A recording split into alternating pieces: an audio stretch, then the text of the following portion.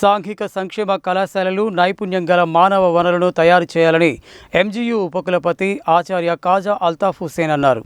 నైపుణ్యం కలిగిన మానవ వనరుల అవసరం దేశానికి ఎంతో ఉందన్నారు.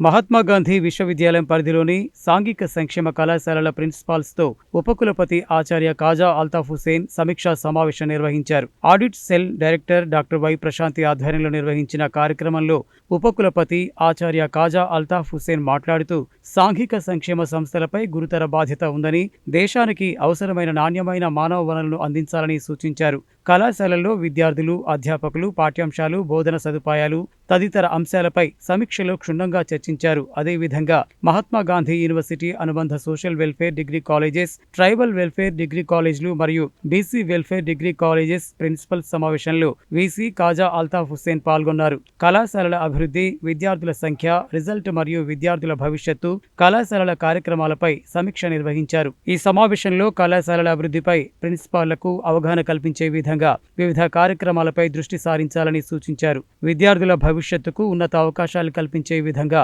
అన్ని సదుపాయాలతో కళాశాలను తీర్చిదిద్దాలని కోరారు.